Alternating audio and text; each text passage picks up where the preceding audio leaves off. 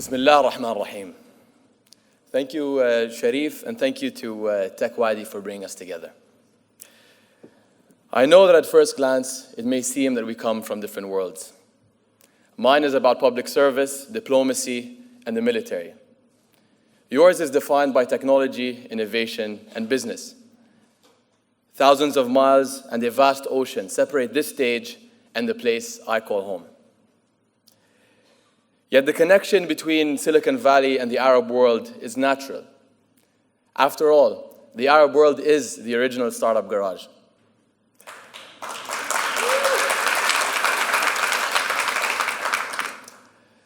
We developed modern algebra. We created the first algorithms. We invented Arabic numerals, but apparently Silicon Valley only needed ones and zeros to change the world. You don't need me to tell you that technology has transformed the world as we know it. And we know that with transformation can come trepidation. Certainly that has been the case with technology.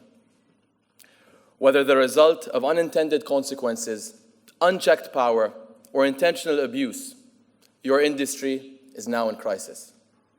You are grappling with the loss of the public's trust and facing difficult questions. Where I come from, we know a thing or two about how to get through crises and make tough choices. We've weathered a financial crisis and regional instability. We are surrounded by conflict, and as a result, we've had a massive influx of refugees. Today, Jordan is one of the largest hosts of refugees in the world. We made a choice. We opened our borders. Did it make economic sense? Absolutely not. Our national debt grew, as did our rate of unemployment. Housing, food, energy, healthcare, education, all felt the pressure. We did it for a very simple reason. It was the right thing to do. For some, politics is about power. For us, it's about people. But then, so is technology. In fact, technology has the most personal relationship with humanity. What you create may often be intangible, but its influence on our lives is anything but. And it's not just in how we conduct our everyday. You are shaping individual perspectives and our collective conscience. You influence how people interact with one another and how they feel about each other. Of all sectors, you have the most impact on society. So you must ask yourselves, what happens if the industry that is shaping the future of the human experience doesn't put humanity first? That is not a question anyone can afford to ignore. And so we must put people at the heart of technological progress. Look at the impact of products on society's balance sheet and pair profit with purpose. Let that be the next big tech trend, humanity. It is the right thing and it's the smart thing. Today, as you well know, employees are demanding more than just a paycheck, and consumers want more than just another product. They want purpose. That is why the technology industry has a duty to upgrade and update our collective moral code, literally and figuratively.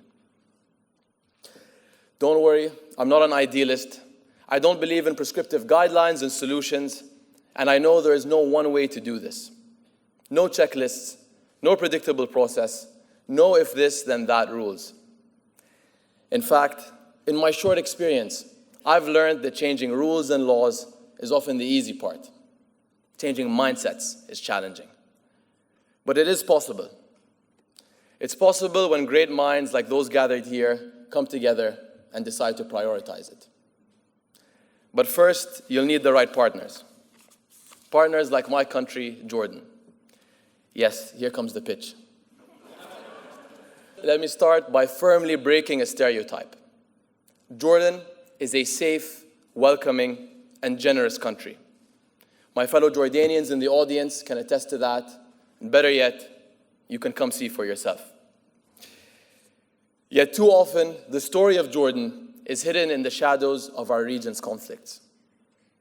The Middle East is home to some of modern history's worst humanitarian crises, and peace has been painfully elusive. No one knows that better than my family. My grandfather, King Hussein, spent the final months of his life working for peace. And my father, King Abdullah, continues to fight with courageous diplomacy and leadership for a just and comprehensive peace. As he recently said, it is the harder but higher path. Our people need to imagine a different and better future. They are defined not by what has been, but by what can be, particularly our youth who are coming of age now.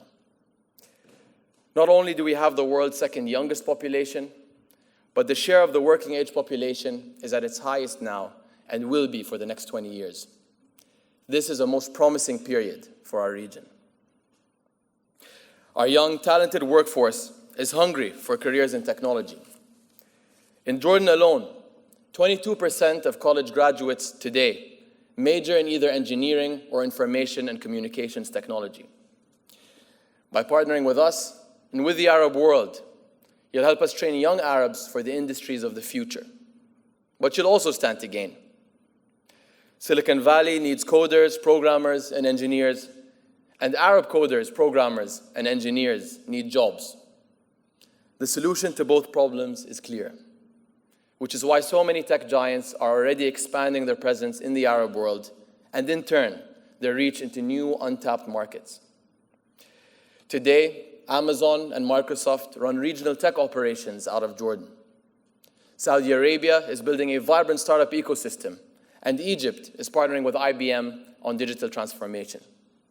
Still, a partnership with our region can deliver much more. Take AI.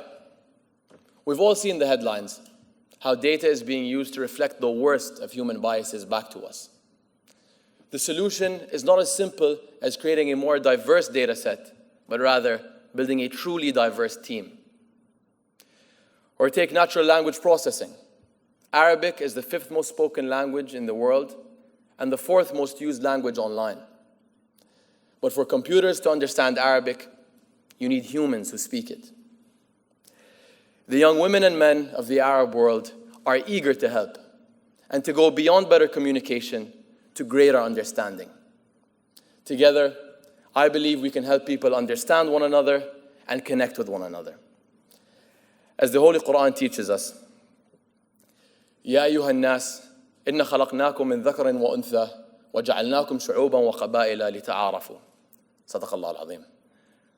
O mankind, we have created you male and female and appointed you races and tribes that you may know one another. We must know one another because true progress cannot happen without people. And humanity can only move forward when we find new ways to work together. And we can. We are brave enough and bold enough to invent any future we choose. Thank you.